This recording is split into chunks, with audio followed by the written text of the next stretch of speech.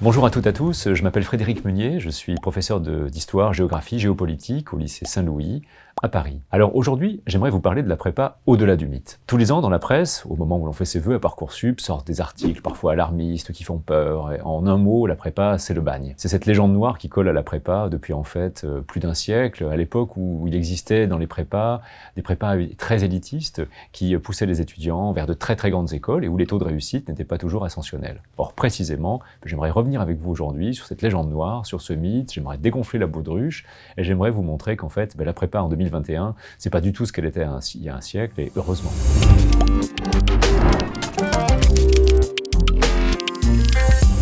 Alors, il y a plusieurs moyens de s'y prendre, bien sûr, pour essayer de vous parler des classes préparatoires aujourd'hui. Mais moi, je ne vais pas m'y prendre comme un prof qui va vous mettre en avant des arguments de professeurs. Ce que j'aimerais d'abord, c'est de commencer par des arguments des étudiants eux-mêmes, et notamment par des étudiants qui sont passés par les prépas, et non pas, par exemple, par des gens qui ne les connaissent pas et qui les critiquent de l'extérieur. Ça me semble beaucoup plus intéressant. Alors, qu'est-ce que disent nos étudiants ? Alors, ça tombe bien d'ailleurs, parce que nous avons une étude très récente qui a été faite par EDHEC Business School sur des milliers de préparationnaires. Et qu'est-ce que dit cette étude ? C'est le premier chiffre que j'aimerais vous donner. 95% des étudiants qui ont fait une prépa, eh bien, le referaient. Allons un petit peu plus loin. 87% des étudiants, ex-préparationnaires, rentrés en école, trouvent que la prépa a été challengeante et passionnante. Vous connaissez beaucoup de formations qui obtiennent un tel satisfecit, moi je n'en connais pas. Les étudiants mettent en avant un certain nombre de choses. La stimulation intellectuelle, l'envie de se dépasser, le goût de la réussite, l'enrichissement culturel extrêmement profond, j'y reviendrai. Et puis aussi autre chose que parfois on n'entend pas, ou qu'on n'imagine pas, c'est la profonde camaraderie. Car en effet, en classe préparatoire, on n'est pas seul, on est dans une classe. C'est une classe qui réussit.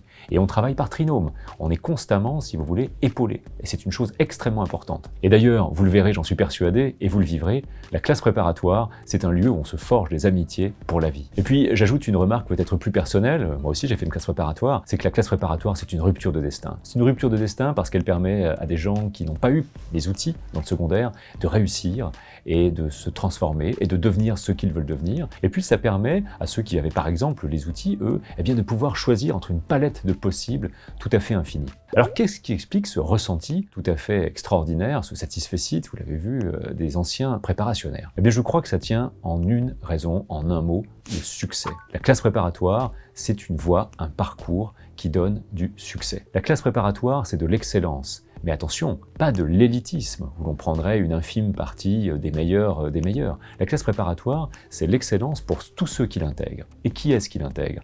Des gens motivés, qui veulent travailler, apprendre, qui aiment se challenger, se dépasser. Et ces gens, on trouve évidemment parmi eux des mentions très bien au baccalauréat, mais on trouve aussi des gens qui ont 12-13 de moyenne et qui trouvent une prépa qui leur convient, qui est à leur niveau et qui va leur permettre de faire un effet de levier et donc d'augmenter leurs capacités, leurs possibilités pendant 2 ans. C'est tout à fait important. C'est qu'en effet, il existe des prépas pour tous les niveaux, sur tout le territoire français, et tout le monde peut trouver à proximité de chez lui une classe préparatoire qui lui permettra d'intégrer les meilleures écoles de management. C'est le but des classes préparatoires EC. Une chose d'ailleurs, tous les lycéens qui cochent des vœux de classe préparatoire obtiennent des classes préparatoires. Entrer en classe préparatoire, c'est obtenir à 95% un Master 2. J'insiste sur ces statistiques parce qu'elles sont tout à fait exceptionnelles. Songez qu'aujourd'hui, 70% des gens qui entrent à l'université n'obtiennent pas en 3 ans une licence 3. Et pourquoi ? Eh bien en fait, le plus dur, j'allais dire, c'est de rentrer en prépa, ce qui n'est pas impossible du tout. Il y a plus de places en école de management que d'étudiants en classe préparatoire, un tout petit peu plus. Cela veut dire que quelqu'un qui entre en classe préparatoire obtiendra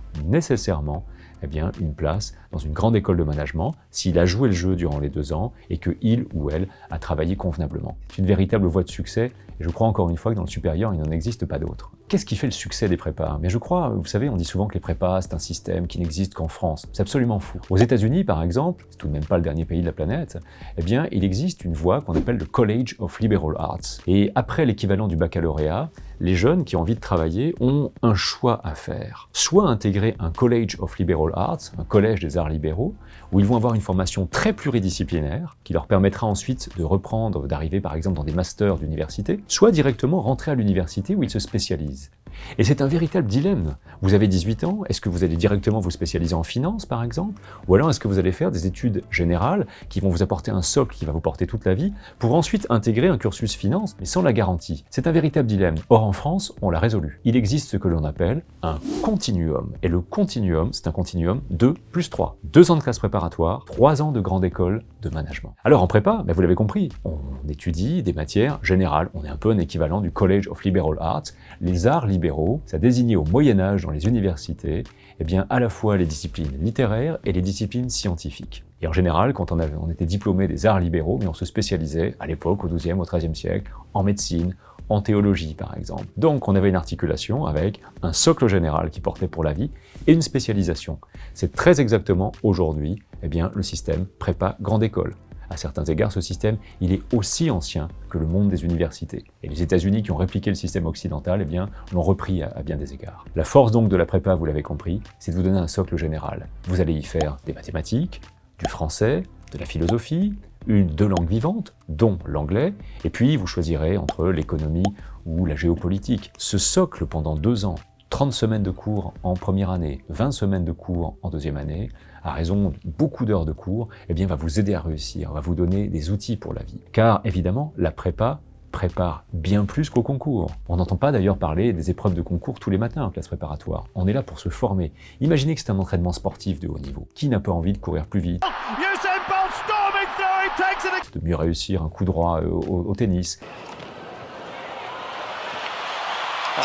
Qui n'a pas envie de réaliser son potentiel? C'est pour cela que la prépa est là. Et j'insiste sur une chose, que le caractère pluridisciplinaire va vous donner des atouts pour la vie. Une chose extrêmement importante à comprendre, alors vous êtes tous jeunes bien sûr, lorsqu'on évolue dans la carrière, il y a des moments avec des choix où l'on prend des responsabilités, où l'on décide de créer par exemple une entreprise, ou d'accéder à des postes où l'on prendra des grandes décisions. Quels sont les caractères, les tempéraments qui permettent d'accéder à ce genre de fonction? Des gens qui ont une vision large et vaste, pas des hyper spécialistes. Le philosophe Edgar Morin a une phrase que je trouve très intéressante pour expliquer cela. Il dit « c'est l'intelligence générale qui résout des problèmes particuliers ». Qu'est-ce que cela veut dire? Cela veut dire que si on se spécialise trop jeune, on se ferme des portes. Passant par le continuum prépa, socle large, grande école avec spécialisation, on dispose des 2 atouts les plus forts, c'est-à-dire d'un socle qui permet, encore une fois, d'apprendre, de se développer, de découvrir bien sûr, et puis ensuite, une spécialisation qui permet d'exceller dans le domaine que l'on aura choisi. Et ça, c'est, je crois, la clé de la réussite. La plupart des étudiants qui sortent des grandes écoles,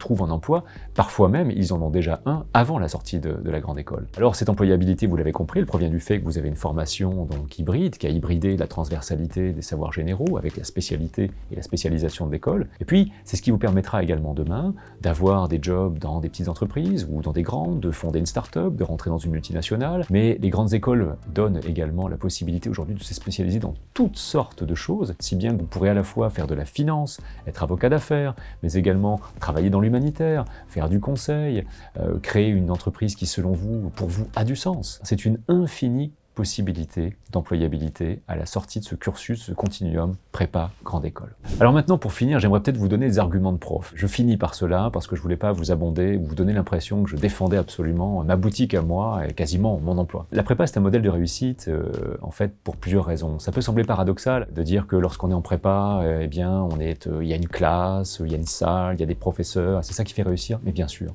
Parce qu'en fait, la prépa, c'est beaucoup plus facile de réussir en passant par elle qu'en étant laissé à soi-même, à 18 ans, dans un cadre un peu flou, etc. Vous comprenez bien que lorsque vous avez une trentaine d'heures de cours par semaine, dans une structure lycée, dans une classe, vous connaissez vos camarades, ils vous connaissent. Les enseignants de classe préparatoire ne sont pas des enseignants-chercheurs, ce sont des professeurs full-time. Ils sont là 100% du temps pour vous. Ces professeurs sont là pour vous élever, vous êtes des élèves, pas pour vous rabaisser. Ils sont là pour vous faire réussir, entièrement dédiés à votre réussite. En classe préparatoire, vous aurez des entraînements constants, pas des premiers partiels en février, au moment desquels vous vous rendrez compte que vous aviez des lacunes. Non, en classe prépa, dès le mois d'octobre, vous aurez des premiers galops d'essai qui permettront de voir où vous en êtes, de voir vos points de force, vos points de faiblesse, des choses à améliorer. Vous aurez également ce que l'on appelle des cols, pas du tout des heures de colle. Les cols sont des entraînements, vous en avez en général 2 à 3 par semaine, ça dure une petite heure. Dans les matières principales que vous aurez votre professeur ou un colleur face à vous qui va vous écouter une vingtaine de minutes, vous donner des conseils. Et cela, c'est un véritable entraînement. Et donc vous serez en fait dans une émulation constante, non pas une compétition, car il y aurait compétition s'il y avait peu de place à la sortie. Mais encore une fois, il y a plus de places dans les écoles que de places en prépa. Et donc l'idée, c'est de se réaliser, de faire ce que l'on peut faire de mieux. Et puis une chose encore, vous savez, il est plus facile de réussir quand on a un objectif concret, le concours, à court terme. La prépa dure finalement 1 an et demi, on sait exactement ce que l'on veut, on sait exactement le temps qu'on doit investir, et on n'est pas obligé de mettre sa vie entre parenthèses. Moi j'ai des étudiants qui continuent à faire du sport, à faire de la musique, bien sûr, à se détendre, ce n'est pas le bagne, contrairement à ce que l'on dit. J'ajoute une chose qui me semble extrêmement importante, le coût de la prépa, c'est celui d'une inscription à l'université. Imaginez donc que dans votre formation de 5 ans, vous payerez les 3 ans de grande école, en sachant une chose, que le jour où vous intégrez une grande école, eh bien, vous obtenez un prêt garanti immédiatement. Donc les questions financières ne se posent pas. Ce sont des formations à Bac+5 qui donnent des diplômes reconnus dans le monde entier, puisque les 17 premières grandes écoles de management ont ce qu'on appelle la triple accréditation. Leurs diplômes sont reconnus mondialement. Il y a seulement 1% des écoles de management dans le monde qui ont cette triple accréditation. Les 17 premières écoles françaises l'ont. Donc vous aurez la possibilité eh bien, de financer vos études à moindre coût et d'obtenir une réussite que je pense vous pouviez ne pas imaginer lorsque vous aviez 18 ans. Aussi, ne vous censurez pas, faites sur Parcoursup une demande d'entrée en classe préparatoire, vous serez surpris des résultats et j'espère que vous réussirez le plus possible, toutes et toutes.